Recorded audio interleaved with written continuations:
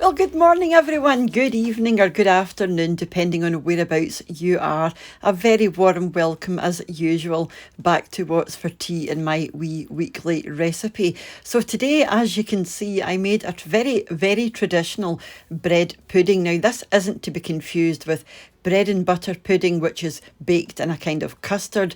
This is a completely different beast. And would you look at that lovely big stodgy brick there?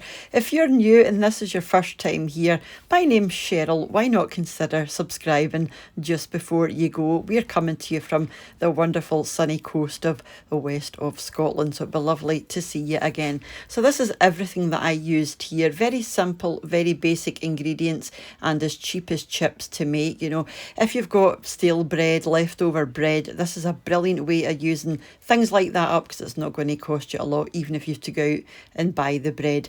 This is all of the ingredients here, like I said, with their weights, but I'll also leave this underneath the video just in case you want to come back and write them down at a later date. It's recommended that you use muscovado sugar, so that's what I'm going to be using. But if you don't have this or can't find this, don't worry, any old sugar will do, or brown sugar. I recommend light brown sugar. You can use dark brown sugar, but your end result is going to appear much more dark. And you'll also need some demerara just for over the top before it goes into the oven. This is the tray that I'm using here, and my mixture filled this tin perfectly, and you just want to line this with some greaseproof paper. I've done mine in 2 strips, 1 strip underneath, 1 strip over the top, and that's going to make it really easy to get out at the end. These are the spices that I used here, but feel free to use whatever spice blend you prefer. You just want nice sort of Christmassy flavours in there. And this was the bread that I used here. I just left this out for a few days to go a wee bit, more stale and a wee bit harder. So whatever you end up using, you will need a large bowl, because everything will get mixed in this bowl. This is the bowl from my stand mix, so it's a big bowl.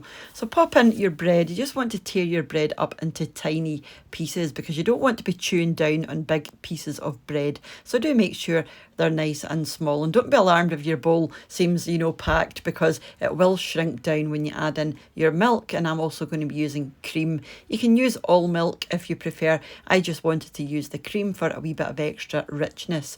Give this a good stir together until it starts to resemble tuna mayonnaise or tuna salad. To that, you want to add your dried fruit. I'm using currants, raisins and mixed peel, and then whatever spices you've decided to use.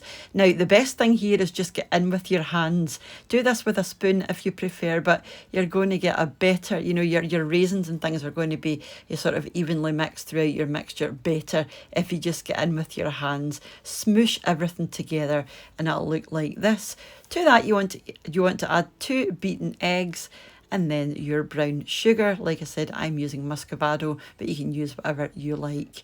And you want to give this a thorough mix for a good few minutes until it all comes together. And that is it. It should be quite loose. It shouldn't be really thick and dry, because remember, this is going into the oven for an hour. So, you don't want it starting off too dry, or it's just going to come out of the oven and be very dry. So it should be nice and loose and moist like this. Just give it a good pat down to make sure it's even, and give your tin a wee bang just to make sure it's properly down into those corners. And as you can see, all of my mixture was used up. The last thing we're going to do is sprinkle some brown sugar on the top, and this is going to give you a nice crunchy texture against the sort of soft texture of the loaf or the cake or the pudding, whatever you want to call it. So put this into the oven for between 50 and 60 minutes. Put it in the centre of your oven. You don't want it too high up your oven, or it will, there's a good chance of it burning. And if you feel that your loaf or your pudding is browning too quickly, you can put a wee sheet of baking paper or tin foil over the top about halfway through, but mine was absolutely fine. Now you want to leave this cooling in the tin for a good 10 to 15 minutes, because that is going to be volcanic hot. And once it's cold enough, you can lift this out of your tin. I'm just going to pop mine onto a board, remove that paper, which is really easy. Like I said, I just used 2 strips, so I slip one out from underneath.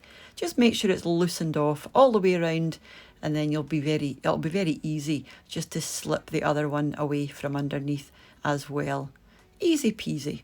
Now you can have this straight away and have it nice and warm with some custard. That's what we done. Or you can let this cool completely, cut it into squares, and it's fabulous with a cup of tea or a cup of coffee, but it does slice really nicely.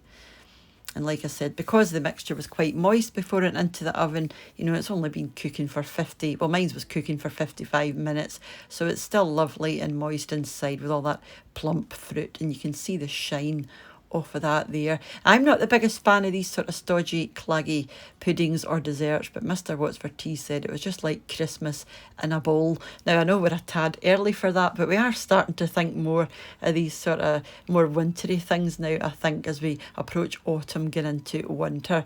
And my squares were a bit big, so you might want to cut it a bit smaller than I did. This makes it a wonderful lunchbox treat as well.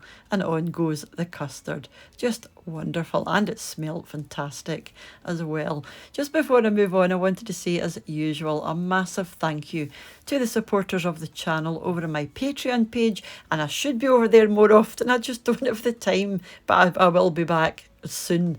And also to the channel members here on YouTube as well. Thank you ever so much, guys, for your ongoing support, and thank you all for watching my wee videos, my recipes, my meals of the week, week in, week out. And I can't believe we're coming up to nearly 3 years, and there's nearly 100,000 of you who watch my videos now. And if you don't follow me over on Instagram, I'm What's for Tea 3 over there.